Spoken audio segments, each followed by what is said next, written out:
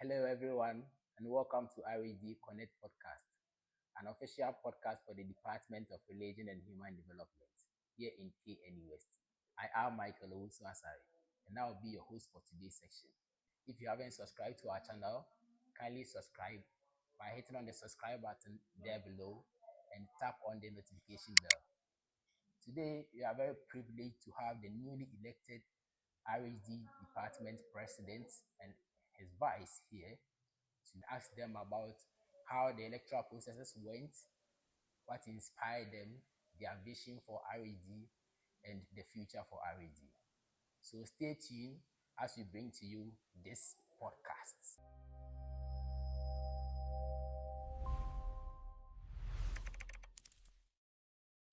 Welcome to our channel. Congratulations. So to our audience, they might not know you, so kindly introduce yourself to our audience. Let's start with the president. I am Gaisie Williams, the newly elected president for RHD Department. Okay, so Usoro Monday, the newly elected Vice President for the Department of Religion. Thank you very much for joining us today. We are happy to have you here. Yeah, so fast forward, let's look at the journey.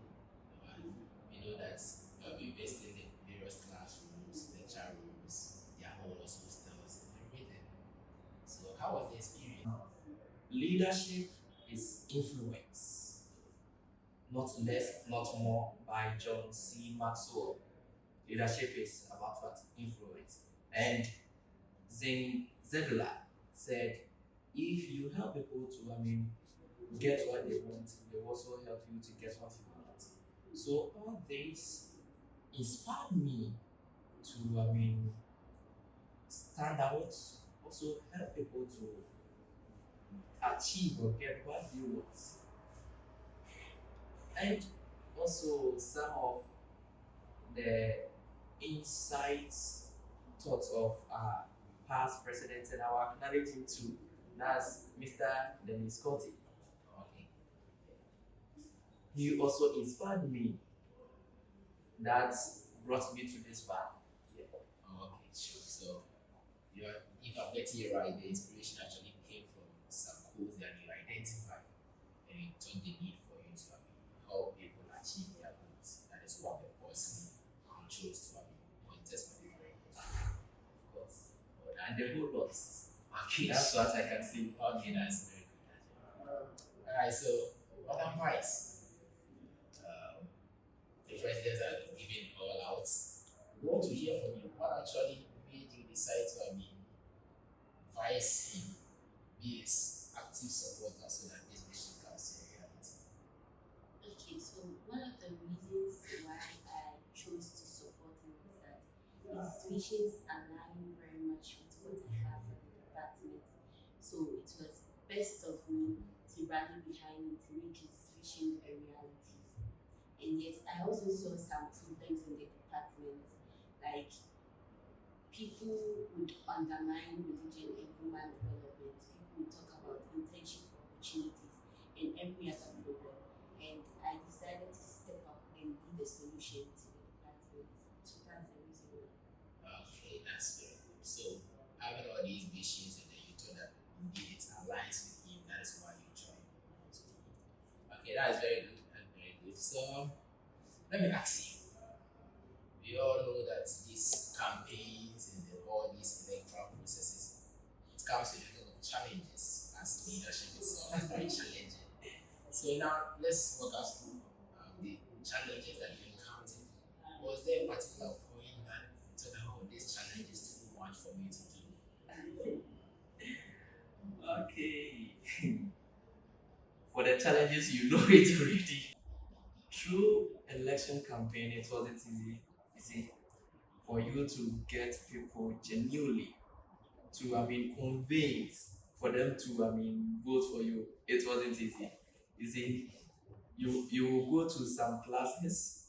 That's when talking to them, they will not even pay attention to you. Wow. As if they haven't seen that there's someone on the floor talking. Okay. And we were not contesting alone with our opponents too. So that was also a challenge too. You get to a certain class, lecture hall, right after your opponent will get in. Also destroy whatever that you built. So a whole lot happened. A whole lot happened. Even during the election to Kurano, a lot. But you see, as we noticed all this, we decided not to what retaliate. Yeah, we just observe and go away. Have to, have a solution to it because as a leader, you shouldn't, respond to whatever that you see or whatever that comes your way. You have to observe some things and then move on. Yeah. And then, by the way, if you are going to watch the advice that we gave today, aspirants before the election, you can check below. That is three aspirants, one class, one presidency. Yeah. So, Faith, if I may ask, all these challenges was it the same? Being the first female vice, how challenging was it? Is it that you took it easy, or there were some challenges that you encountered? Okay, so it's humbling, it's heavy at the same time. Yes, yes. So it's humbling because people didn't just vote for me to become their vice. They entrusted me with their problems, meaning I have to see to it that it's done. And then it's heavy that at the end of my office, I need to present that this is what I did. So that's why it's heavy for me. Okay. Saying that, then let me ask you. Okay, so what should students actually expect from you? We will say transparency and then accessibility. Yeah, Transparency and accessibility. accessibility. Yeah, and what we, promise them, we will make it reality for them. So they should expect everything that we say. Wow, so everything that you stated in your campaigns, Yeah, of course, you should expect it. of course. Wow. Well, we'll get back to that later, but before that, let me just ask you, are there issues or challenges that the students actually approach you with regards to the problems, challenges that they are actually facing, and if indeed you come to power, you help them solve that challenges? Yeah, of course they came, and it is what is going on in our department. You see, people do ask right after degree or even right after vacation, where am I going to intern? And after the degree, what next? Where am I supposed to go? Because being in the Department of Religion and Human Development, I don't fit in anywhere. But so far as we are under humanities and social sciences, we fit in for a purpose. Where a political student fits in, we can also be. So we heard all these grievances, the challenges that they are facing, and we decided to come out with an initiative about the internship opportunities and then skill training. You see, some of them payment of school fees and how they are living, surviving on this campus becomes so difficult for some people.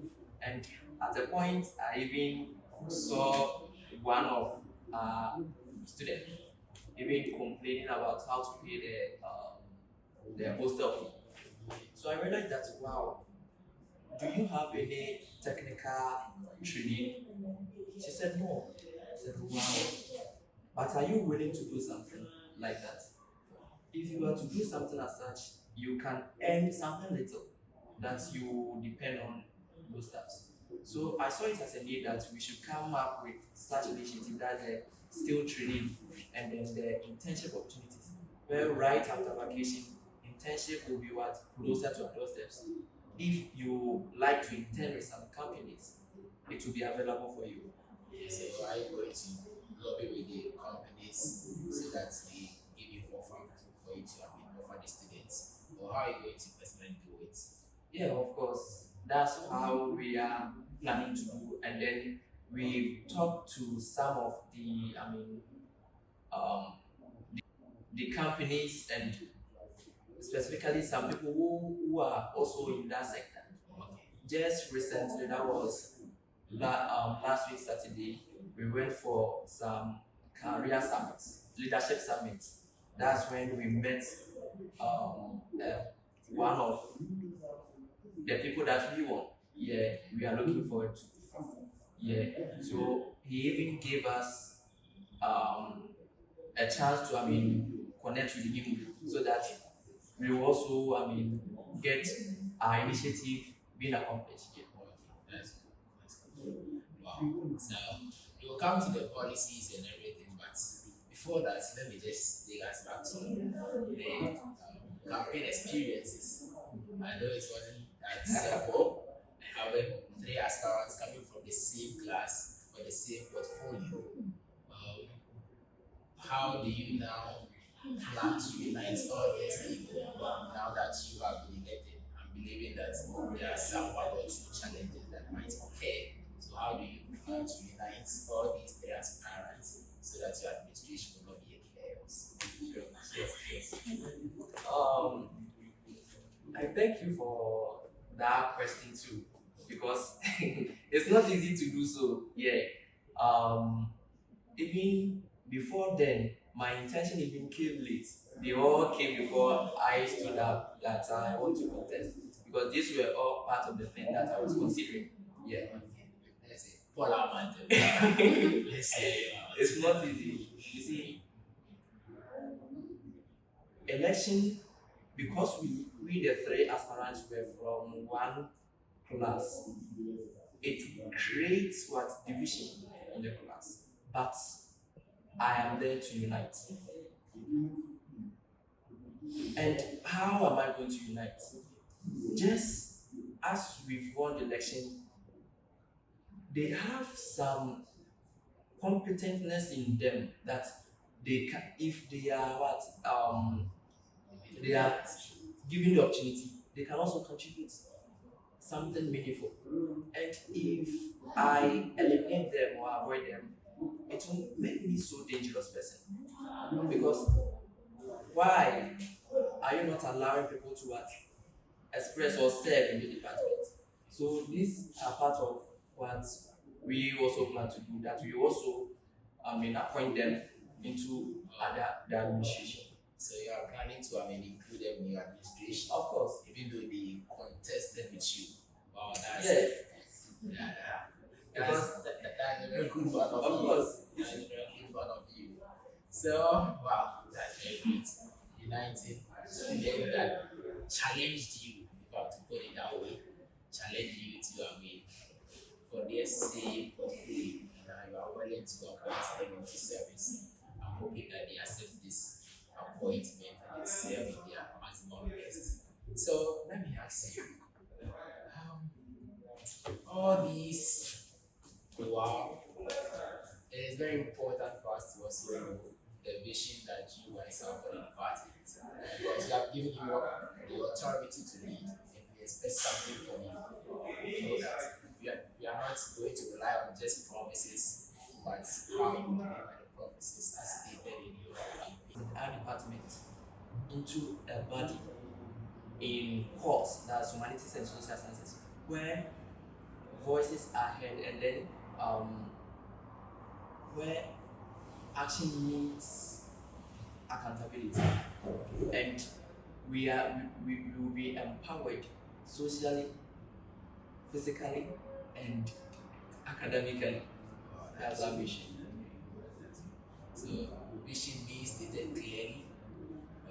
Now let me ask you, all these visions that you are saying that it's not going to just be promises that you just give. You're going to make sure that you put that into action. Now, in the next 100 days, we have to call you back here to assess all that you have said. What should be one thing that the students you expect from the student body to pinpoint that yes indeed this thing is coming from Williams of Faith administration? What should we expect from you? Okay, so we've normally heard from students that the course registration, like the freshers, they normally find it difficult when it comes to their course registration. So when we are empowered into office in the next 100 days, we should be able to show, because we are going to create a committee that will help the freshers with their course registration and everything that has to do with registration. So in the next 100 days after our handling over, we should be able to see that we were able to help this number of students apply for their course and all of it, and there was no problem added to it. Okay, so in the next 100 days after they have been sworn in, we will have them here and then we ask them for accountability sake, because you can't just give you the mantle and then expect you, as we expect you to do something, and we find out that it was all just promises. I believe in you guys and you know what to do. So, Williams, Faith, you have the floor. Talk to RHD people. Okay, so just as he stated our vision, that our vision is going to meet action. So that's what we are going to tell the people of RHD, that we are not just going to give empty promises, but we are going to deliberate on our actions, and then we are going to make everybody proud in the department. Thank you.